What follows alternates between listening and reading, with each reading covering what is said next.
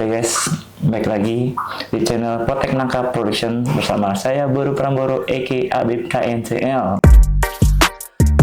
Mau panjang nih? Gede panjang atau kecil banget? Gede panjang. Yang awal tuh kan aku emang gagal karena ekonomi. Jujur menurutnya daripada aku gagal. Jaga lagi. Menikahi selingkuhan itu keputusan bodoh gitu guys. Aneh ya, kebanyakan tuh keduanya tuh kayak gatel. Sekarang kita kedatangan tamu nih guys. Coba dong perkenalkan dulu. Hai, kenalin nama aku Eca. Eca aja. Kalau nama panjangnya nggak panjang banget, jangan jadi panjang nggak usah banget. Eca doang. Tapi yang panjang sih biasa enak sih kalau yang panjang. Tapi ngomong-ngomong panjang nih, gede panjang atau kecil bantet? Gede panjang lah. Oke, gede panjang ya guys. Udah cukup. Apa dulu, apanya dulu? Ya pokoknya itulah cukup. Oke. Single hot moms. Single hot moms guys. Berarti EKJNDE gitu ya? Iya, JNDE. bisa. Oke. How long? Sudah berapa lama nih? Januari berarti aku 13. 13 Lumayan lama. tahun Mungkin berjanda. sebutnya bisa pacaran juga kali. Oke. 13 tahun Kalau itu berarti anak bahasanya udah fosil mungkin. anak udah SD kelas 6 atau mau SMP ya. Iya, 13 tahun ya. Terus alasan tidak menikah lagi kenapa nih? Atau memang ya udahlah begini aja atau memang takut trauma gitu. Pernah dulu tuh awal-awal break ya after setelah divorce ya, after divorce perceraian ya. itu setahun setengah aku sempat menikah lagi. Terus gak jadi karena laki-lakinya Brengsek. yes begitu. Terus aku menjalani hubungan ya Living together lah ya. yes. Living together. Tapi enggak sih. Oh, enggak. Living together enggak, cuman ya maksudnya ya Pacaran aja lah gitu ya. pacaran aja. Tapi memang ada ketakutan ya untuk menikah Ada. lagi. Ada. Karena Aku takut miskin. bukan takut gagal jadi Enggak, malah aku takut miskin. Aku lebih ke notice aku takut miskin. Takut miskin. Tapi kalau misalkan yang benar-benar mau menikahinya itu sudah bekerja, sudah mapan dan mau terima apa adanya gimana? Tetap aku tuh dari awal karena aku yang pertama aku jadi curhat dulu dikit Nggak karena apa-apa, aku yang nggak apa-apa. awal Ini kan tuh bebas, ini kan bebas. yang awal tuh kan aku emang gagal karena ekonomi jujur terus Oke. jadi di situ ada titik trauma terus aku menghadapi beberapa cowok juga kayaknya Cuma memanfaatkan gitu ya. ada yang begitu ada yang enggak tapi kan aku juga maksudnya yang namanya sekarang tuh kan cewek tuh harus bisa lihat yang setara dong. Betul, harus Bener gak setara, sih? harus minimal setara atau lebih di atasnya ya kan. benar. Andai kata aku kerja, Yes. misalkan, ini kita ibarat kata lah ya, Yes. Duitku udah 1 juta nih. Yes. Kalau cowokku di bawah 1 juta ya aku nggak mau dong, Betul. paham nggak? Ya, Atau aku misalkan paham.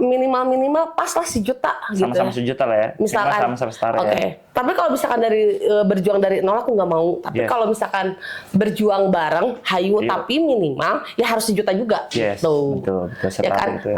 kalau misalkan di bawah 1 juta, otomatis aku sama aja kayak keledai bodoh, Ya. lu jatuh di lubang yang sama. sama. Dan aku tuh menghindari itu. Jadi mendingan daripada aku gagal, Gagal lagi. ya udah mendingan sendiri. Karena teman-temanku juga Banyak ya. after bercerai, nikah, punya anak, cerai. Setahun 2 Dan tahun nikah cerai. Terus kan nikah lagi tuh, punya anak lagi, cerai Cerai lagi. Nah aku menghindari itu daripada kayak begitu, lebih baik aku sendiri. Daripada mungkin punya anak dari biang yang berbeda ya, gitu ya. Kasihan juga anaknya kan, maksudnya kasihan gitu ya. Tapi wajar sih, tapi benar sih, maksudnya kalau misalkan berjuang sama-sama dari nol, ya No. bullshit. Maksudnya kan saya juga pernah bilang sejatinya laki-laki itu harga dirinya itu Bekerja, iya, gitu. betul. Minimal Kalau memang juga misalkan- harus setara gitu kan. Maksudnya sih aku juga mintanya sih nggak mesti muluk-muluk yang kaya enggak, Ya, tapi minimalnya setara. Ya, setara kan, kalau setara kan misalkan kita kerja gaji UMR ya minimal di atas UMR dikit lah gitu dong. Gitu.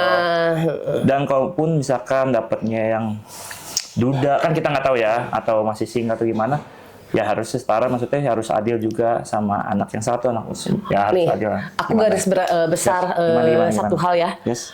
Dari dulu aku nggak pernah mau Sama pacaran atau menjalin hubungan dengan duda punya anak. Aku tuh sangat menghindari sampai detik ini. Yes. Kenapa? Alasannya kenapa? Oke.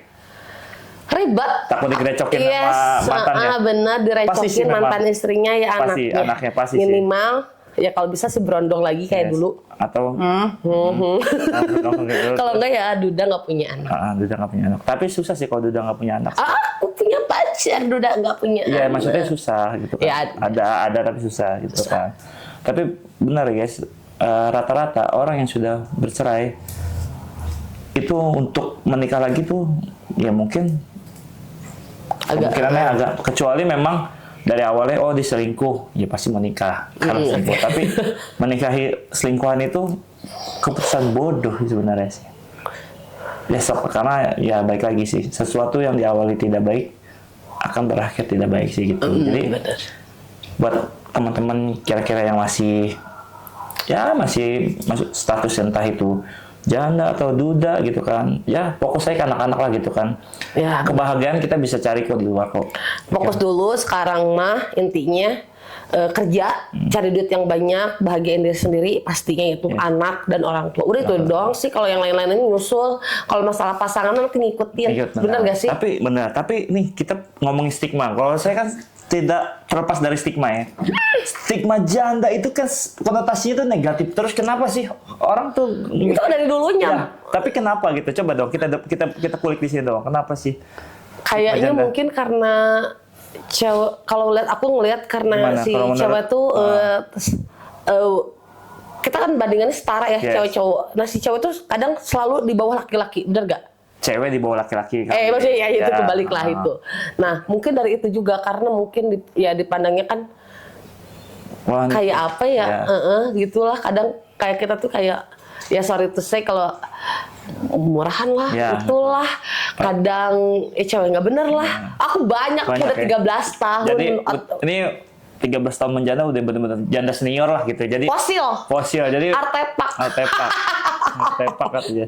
Jadi ya stigma buruk tentang janda sudah dilahap satu-satu. Cuman Udah percayalah aku guys, sendiri. maksudnya Nggak apa-apa. kalau buat teman-teman juga yang perempuan yang masih status janda, kalian harus punya value lah, jangan terlihat seperti murahan gitu. Jangan pernah jatuh cinta pada saat kalian itu kesepian. Jatuh cintalah pada saat kalian di waktu yang tepat gitu. Benar-benar. Ya, minimal karena apa? Karena jatuh cinta pada saat kalian kesepian. Karena tuh akan jatuh di lubang yang sama ya. Betul. Nah, Tahu nggak? Aku juga ini mau satu hal ya, mau ngomong satu hal. Kalau misalkan yang namanya janda itu, kenapa stigmanya negatif? Itu pertama pasti murahan, selain murahan ya, kebanyakan tuh, keduanya tuh kayak gatel. ya, Banyak loh. Kalau gatel mungkin kan memang orang punya kebutuhan, iya dong. Kalau cowok mungkin ya bisa begitu. Kenapa sih kalau cowok harus lebih beda? Bukan, kalau cowok kan bisa Gak ada bekasnya gitu. colai gitu maksudnya. Kalau perempuan mungkin kita ngomong agak dewasa sedikit ya. Kalau untuk di perempuan mungkin bahasa masturbate itu masih tabu. Iya. Bener dong, Iya, bener. kan? Nah itu makanya kenapa konotasinya gatel, karena itu kebutuhan biologis. Iya. Itu kebutuhan biologis. Jadi mungkin stigma gatel. Kalau misalkan cowok kenapa enggak? Karena cowok bisa mandiri gitu loh. Oke. Jadi gitu. Paling itu aja sih. Jadi mungkin, tapi nggak selamanya stigma janda itu ini sih negatif lah. Paling kita nanti ke segmen apa? Pertanyaan. Coba pertanyaan dulu ya. Kita thank you banget nih. Pertanyaan menjebak nggak? Enggak sih. Ini lebih pertanyaan apa ya? Ya lebih ke cuma pengen tahu sih. Pertanyaan pertama nih guys. Satu hal yang tidak dikatakan atau diceritakan pada siapapun, tapi kamu berharap someone dapat memahaminya. Apa sih, unek-unek pokoknya gitulah. Jadi lu tuh nggak bisa dikatakan atau nggak bisa diceritain, tapi lu berharap tuh seseorang tuh ngerti gue ini loh, gue lagi kenapa gitu loh, paham nggak? Nggak ada yang peka lah bisa. Itu apa sih sebenarnya? Karena kan laki-laki bukan dukun ya. Jadi apa? Tolong.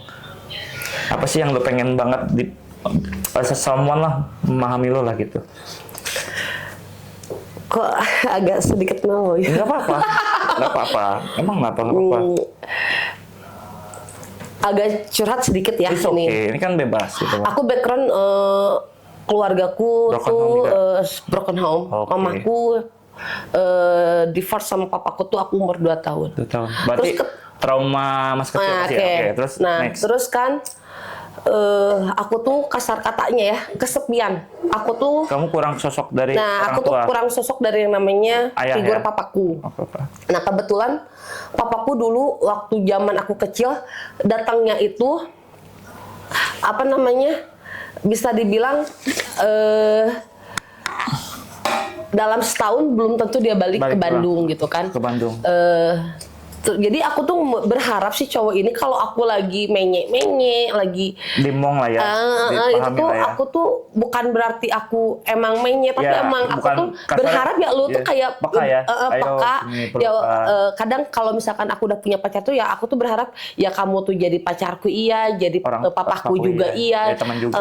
Terus jadi saudaraku iya, jadi ya segalanya lah gitu. Tapi pada saat menye-menye malah kasihan, ih lebay nih Iya, anaknya gitu. gitu. Padahal dia nggak ngerti ya. Gitu. Padahal case-nya aku tuh kan emang aku nge-branding diri aku tuh kayak galak banget. Ya, galak padahal mah judes. inner child-nya itu, Karena itu inner child itu benar-benar kesepian banget ya. Yes, betul. Benar-benar butuh sosok. Cuman mungkin gini kali, Ca. Mungkin karena bukan kamu membuat brand image seperti galak, karena kamu memang sudah terbiasa Sendiri. mandiri ya. Dan kamu harus benar-benar survive. Tapi suatu saat pasti kamu akan nemuin kok, maksudnya orang-orang yang benar-benar bisa memahami, oh kamu tuh punya luka gitu, kamu tuh punya trauma gitu. Walaupun kita nggak tahu kan, time will tell lah. Tapi pesan saya, saat kamu sudah menemui sosok tersebut, udah jangan dikecewain. Karena pasti orang yang sudah punya luka batin itu suka kadang-kadang suka tanda kutip kayak ngetes-ngetes gitu loh. Tapi gini loh, aku udah dapat beberapa kali cowok setelah tahu case-nya aku dengan background keluarga aku seperti itu, si cowok tuh kayak ngerasa, lu tuh bakal kasar katanya itu tuh jadi senjata aku Ya. buat jadi apa ya namanya tuh jadi kayak senjata buat kayak kalau gue pergi lu nggak bisa, Ya, paham nggak? betul, paham. Nah, aku tuh kayak gitu terus sekarang tuh.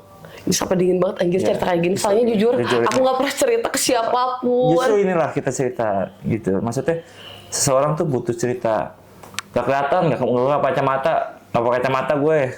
Udah next. Oke. Pokoknya itu ya. Intinya minimal peka, maksudnya semua orang pasti punya trauma gitu. Jadi ya be kind lah gitu kan. Terus juga pertanyaan kedua. Kamu ingin dikenal atau dikenang sebagai orang seperti apa? Dikenal dan dikenang sebagai orang seperti apa sih? Eca yang fun, Eca yang energi. Aku tuh orangnya yang kalau orang-orang di zaman di persegenganku tuh aku tuh orangnya tipikal kayak baterai alkalin yang energinya nggak habis-habis. Aku tuh orangnya kayak gitu. Dan aku pengen selalu seperti itu gitu. Walaupun misalkan case-nya dalamnya tuh Eca gimana-gimana, aku nggak mau nunjukin ke orang. Tapi kalau buat luarnya ya aku tetap harus kayak gitu. Boleh aku potong nggak? Jadi guys, orang yang paling ceria, orang yang paling happy, sebenarnya dialah yang paling kesepian, dialah yang paling sakit guys. Oke, itu that's right, dan itu faktanya. Oke, next. Walaupun Eca nggak cerita tapi ya tahu kan. Gitu, oke. Next ketiga ya. Nih, emosi apa yang sulit diungkapin Eca sih? Biasa pasti kan orang punya emosi lah yang sulit diungkapin. Aku tuh tipikal orang yang out artiannya Nggak ada yang sembunyi-sembunyi. Enggak. Aku kalau mau marah ya aku beletuk di situ. Kalau aku cuman kalau untuk mungkin kalau untuk nangis enggak. Aku tuh pilih-pilih tempat, terus pilih-pilih temen juga di mana aku harus sedih tuh sama siapa. Kalau marah mungkin yang udah mengenal saya tahu aku tuh orangnya. Jadi enggak bukan tipe temperamen ya. Jadi bukan tipe pemendam ya. Jadi nggak bisa, nanti aku sakit, jiwa aku sakit. Iya, mending belak-belakan aja. Nih, terus kebaikan kecil apa sih yang paling membekas di hati Eca nih? Kebaikan kecil lah. Kebaikan kecil tuh kayak misalkan cuman kamu pulang hati-hati, atau ya perhatian kecil atau kebaikan kecil, atau misalkan tiba-tiba dibukain botol lah minum atau gimana yang helm deh. helm Simple kan? Cuma dipasangin helm doang ya, sama diturunin di step ya. Iya bener. Helm deh. Bukan BH sekalian enggak ya? Enggak gila itu mah. Gitu juga. Sialan tuh bandit. Enggak, jadi Helm gini loh. Gimana, kenapa aku bilang itu helm? Almarhum papaku sebelum sakit dia kan ke Bandung tuh. Jadi papa udah itu ya? Udah nggak ada. Nah, terus papaku tuh kalau kita mau pergi sekadar makan berdua atau jalan berdua, dia tuh selalu helm tuh, ayo dia pakein gitu. Jadi kayak masih kayak keingetan jadi kayak aduh gini, papaku deh. Kamu ini kan orang tua divorce ya, dan kamu juga jauh dari sosok papa yang sekarang juga udah almarhum. Pernah nggak sih kamu merasa benci, merasa marah di momen itu? Aku tuh nggak begitu kenal sosok dia seperti apa. Karena jujur dalam sampai aku 2020 papaku meninggal tuh aku bisa dihitung. Tapi baru dekatnya pas kapan? Pas momen apa? Tahun 2014 aku cerai. Yang dipakein helm itu tuh. Yes, jadi pas pada saat papaku tuh kan pas ngedenger, jujur papaku aku nikah aja papaku nggak datang, dia lagi di Kalimantan. Terus aku telepon, "Pak, aku mau nikah." Terus papaku bilang, karena aku masih kecil waktu itu, terus papaku bilang, "Dek, kamu masih kecil, kamu main dulu deh gitu. Kamu jalan-jalan dulu deh, kerja dulu deh gitu." Terus aku bilang, "Enggak, aku mau nikah." Terus papaku bilang karena kontrak kerja waktu itu masih belum beres, bisa pulang, belum bisa cuti. Akhirnya aku nikah tanpa dia, jadi pakai wali. Nah, selama aku nikah dan aku punya anak gitu, papaku cuma ngirim-ngirim duit doang, jadi jarang ketemu. Nah, 2014 pas aku bilang 2013 akhir mau cerai, aku telepon, makanya aku udah nggak bisa deh sama mantan suami. Akhirnya itu maksain banget buat pulang. Terus papaku cuman lihat aku tapi nggak ngomong, dia meluk, tapi aku tahu dia tuh sedih banget gitu ngeliat aku. Terus dia selalu bilang, maafin papa gitu ya. Cuman aduh kayak tapi udah memaafkan kan, maksudnya udah memaafkan kan papa. Tapi dulu kan ditinggal papa ya, sempet nggak sih ngerasa benci ya? Sempet lah, gila, wajar ya. Apa sih tulisannya, apa sih, gua nggak kelihatan. Lanjut. Kita dulu lah, masih bahas detail banget nih. Karena apa ya, papa. Nah, jadi gini. Berarti sekarang paham tuh kenapa sih pernikahan itu harus ada perceraian? Tahu. Daripada dua-duanya saling menyakiti, bener dong? Iya, betul. Maksudnya ini ada poin-poin penting nih yang harus dibahas. Terkadang kan anak-anak tuh nggak ngerti kan, tapi suatu saat kalau dewasa dia pasti akan ngerti kan. Jadi buat teman-teman dimanapun yang memang masih struggle sama pernikahannya, kalau memang nggak bisa dilanjut, jangan pernah dilanjut. Ya. Tahu nggak nih, aku mau cerita sedikit ya. Kenapa aku ngerasa bener-bener kehilangan sosok dia, tapi aku tuh benci, tapi aku tuh nggak bisa marah. Pada saat mama papaku berpisah tuh, mereka tuh kan zaman dulu tuh yang namanya bercerai itu tabu kan. Tabu banget, ya, tabu banget. Kan? Bener-bener tabu banget. Nah, akhirnya mereka pisah tuh, papaku tuh gak ada kata perceraian resmi di negara itu loh, pakai surat sertifikat itu. Cuman mereka ya pergi, mamaku pergi juga, papaku nikah lagi, mamaku nikah lagi, gitu kan.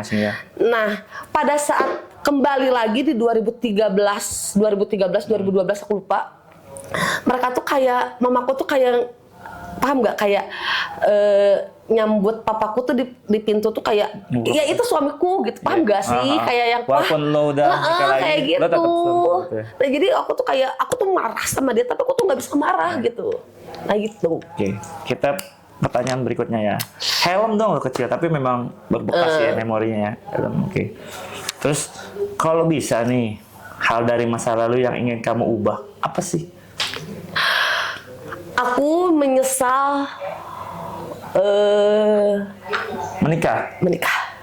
Sama aja kayak Risa nih guys. Ini sama kayak Risa nih. Gini. Aku jujur, aku potong dulu, sorry. Aku tuh lulus tahun 2007. Ya. 2008. Aku tuh 2007 aku sempat tunangan dulu kan. Tapi aku gagal karena sesuatu lah ya. Terus ketemu mantan suami itu karena dia kakak kelasku. Dia tuh orang kaya banget dulu gitu. Kaya banget, guys. Terus Februari kita pacaran. Tapi dia tuh udah ngomong gitu, begitu pacaran sama aku tuh, aku mau serius nih sama kamu gitu kan. Terus akhirnya aku bilang, oh iya doang. Nah tapi waktu itu tuh aku pikir ya itu cuma sekedar obrolan Obrolan doang, biasa ya. taunya serius. Serius. Nah, Februari, April aku diajak ke rumahnya, aku masih ingat, Juli aku nikah. Jadi kan singkat banget, tak. Dari Januari, Februari, Juli langsung nikah lo ya? Langsung nikah, ces gitu. Satset lah ya? Satset gitu. Gongnya, gue langsung hamil, dia kuliah kan. Jadi aku tuh gak ada mikir panjang, aku tuh hidup bakal bagaimana, gitu. Taunya aku, ya itu ekonomi. Itu. Tapi aku di cover sama mantan mertua. Tapi jujur mantan mertua aku tuh terbaik. Baik banget ya. Jadi aku, kalau anak-anak sih nggak nyesel, tapi kalau nikahnya nyesel. Ya, sama lah ya. Jadi menyesal menikahnya tapi tidak menyesal punya anaknya. Iya dong, karena kan anakku cantik-cantik. Ya. Iya. Karena kan balik lagi, tidak ada bekas Iya, betul. bekas orang tua, bekas mertua gitu. Oke, pertanyaan berikutnya, guys. Kalau bisa kasih nasihat nih ke diri sendiri nih mau bilang apa sih? Nasihat buat Echa nih. Echa, kamu tuh harusnya bla bla bla bla bla gitu deh. Coba. Aku Echa Ya, terlepas maafin diri sendiri dulu lah. ya, maafin aku diri sendiri, ya. maafin Atas segala keteledoran aku, jujur sih sebetulnya lebih ketidak jujur sama diri sendiri gitu. Dilepasin nih keluarin dulu. Kamu bisa, kamu kuat, kamu hebat, kamu wanita mandiri, wanita berdikari, kamu suatu saat bisa sukses, bahagia, amin. Kaya raya, karena aku pengennya jadi kaya raya dan jadi nyonya. Jadi nyonya, amin. Oke. Pertanyaan terakhir nih kan, apa yang paling Echa takuti dari diri sendiri nih? Terus kenapa takut? Kenapa? Aku tuh orangnya ceroboh, agak sedikit gersak-gersuk gitu ya. Mungkin tahu lah ya, teman-teman mah tahu kan aku kayak gimana. Cuman ya itu karena aku tuh orangnya gersak-gersuk, kadang nggak mikir panjang.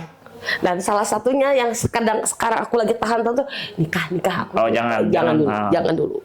Berarti takut gegabah, takut gagal lagi nanti. Udah nikah aja gitu, entar gagal lagi. Iya. Gitu. Nanti hamil lagi, amit. Cukup lah. Tapi kalaupun misalnya nikah, memilih untuk child free atau jujur, nggak apa-apa jujur. Kalau saya nih, kalau saya misalkan nikah lagi, saya tergantung. Saya kalau memang mau child free, saya udah punya anak juga kan. Kalau memang mau tergantung pasangannya mungkin. Kalau pasangannya berondong. Ya mungkin pasti dia mau punya anak. Ya karena dia harus punya anak dong. Masa dia nggak punya anak? Tapi kalau misalkan yang sudah ada, dia sudah bawa atau aku sudah ada, ya sudahlah kita melanjutkan hidup ya. Membesarkan anak-anak. Menikmati masa tua lah ya. Yes. Oke, itu aja sih. Udah, paling cukup ya dari situ ya. Pesan nih buat teman-teman protector dari Echa nih, yang janda atau yang masih duda atau yang sedang struggle lah gitu kan. Buat teman-teman yang sepatu perjuangan ya dengan background kayak janda aku, ya, janda gitu ya. Tetap semangat, tetap jadi wanita hebat, tetap jadi wanita kuat, tetap berkarir. Kita nggak bisa mengandalkan yang namanya satu insan, maksudnya ya jangan kita nggak bisa berharap dengan orang lain. Kita berdikari aja udah. Karena ya kita nggak bisa menggantungkan harapan kita ke orang lain, nggak bisa gitu sih. Berharap sama manusia itu salah, berharap sama Tuhan. Ya Tuhan, benar good.